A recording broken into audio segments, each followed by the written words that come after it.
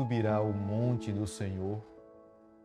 Quem há de permanecer no seu santo lugar?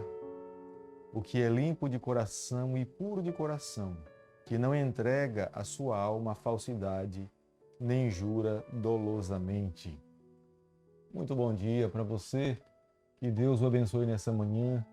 Pedimos a Deus que esse seja um dia de bênção para nossas vidas. Nós queremos a cada dia seguir os passos do nosso Deus, amá-lo a cada dia e permitirmos que Ele conduza a nossa caminhada. O salmista Davi, no Salmo capítulo 24, o verso 3 e o verso 4, ele fala: quem subirá ao monte do Senhor? Quem há de permanecer no seu santo lugar? O que é limpo de mãos e puro de coração, que não entrega a sua alma à falsidade, nem jura dolosamente. Nós cremos que nós estaremos ali ao lado do nosso Deus, vivendo com Ele, na sua companhia por toda a eternidade. Nós estamos comprometidos a cada manhã estudarmos um capítulo da Palavra do Senhor.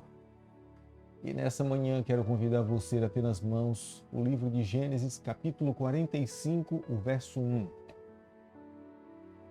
Então José, não se podendo conter diante de todos os que estavam com ele, bradou: fazei sair a todos da minha presença.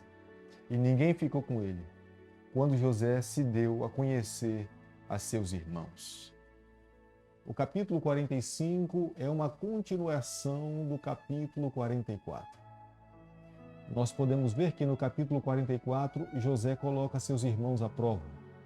Mas no capítulo 45 nós podemos perceber que José reconhece que há uma verdadeira mudança por parte dos seus irmãos.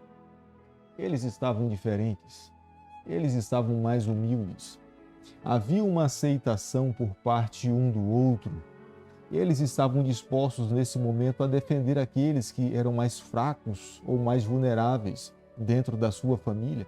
O próprio Judá, que um dia propôs para os ismaelitas vender José por 20 moedas de prata, ele agora estava completamente mudado. Judá fala para José, dizendo que ele ficaria no lugar do seu irmão Benjamim como servo, mas não permitisse que Benjamim não voltasse para casa. Nós podemos ver que havia de fato uma verdadeira mudança. Ao José reconhecer que os seus irmãos tinham um verdadeiro encontro com Cristo, tinham completamente acontecido uma transformação, José, então, nesse momento, toma a decisão de revelar-se a seus irmãos.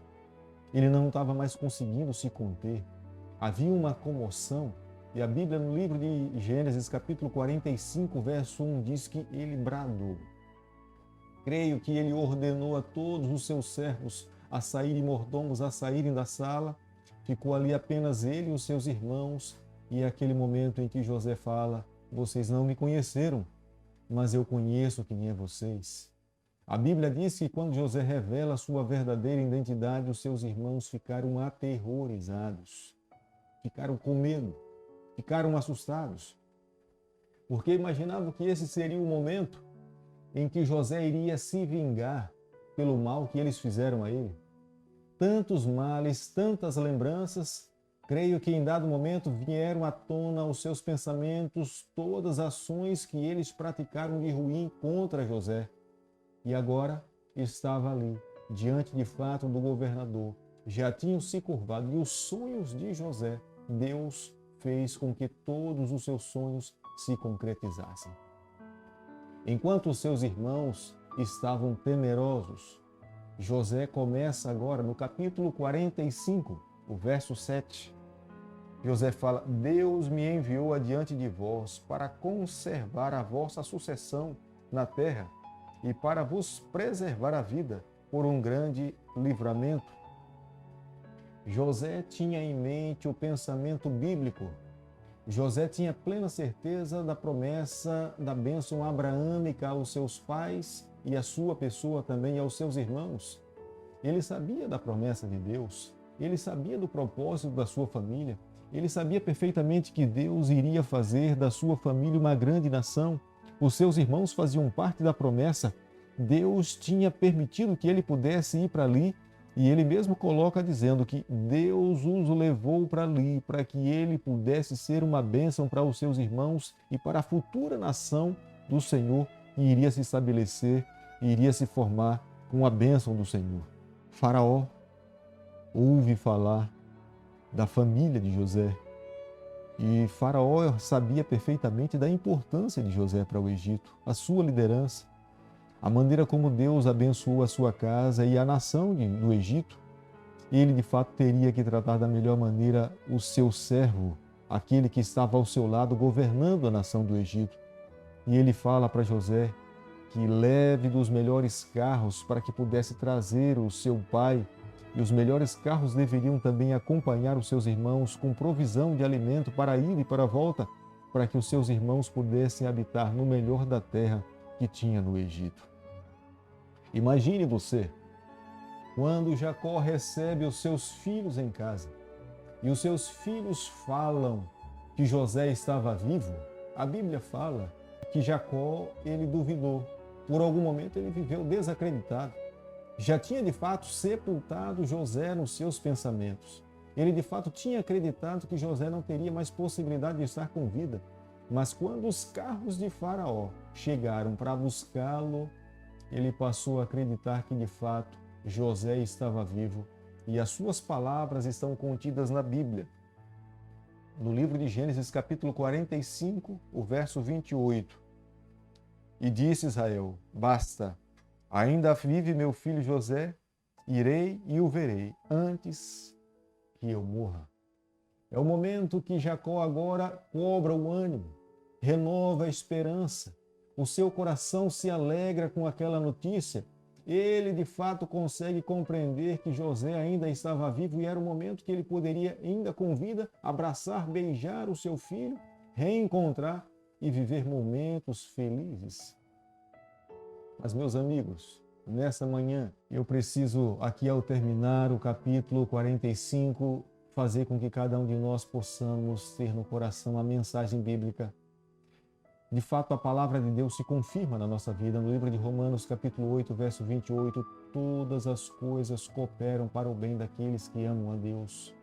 Tenha certeza de uma coisa: mesmo que alguém planeje mal contra você ou contra a sua família, continue a confiar na providência e na mão de Deus, porque Deus pode reverter o mal que alguém lance contra nós em bênçãos para a nossa vida.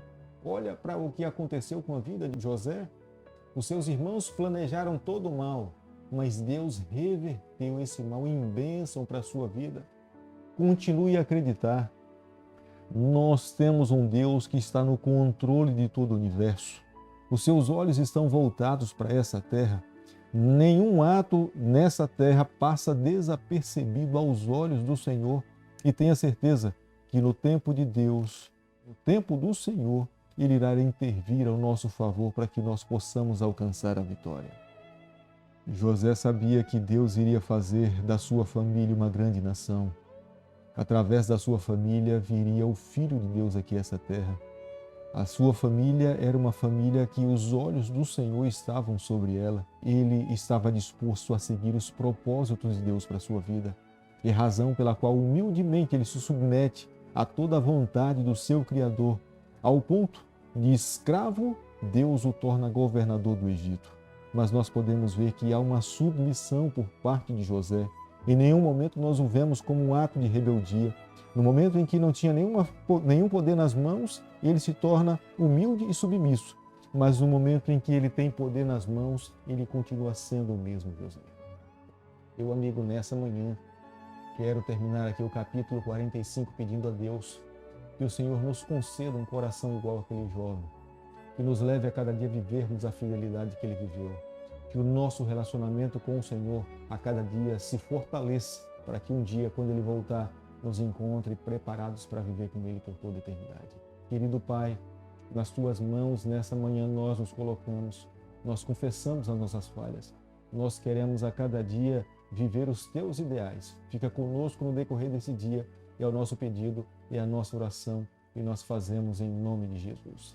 Que o Senhor te abençoe e te guarde, que Ele faça resplandecer o seu rosto sobre você, que Ele tenha misericórdia de você, que sobre você nessa manhã Ele levante o seu rosto e conceda a sua paz, em nome de Jesus.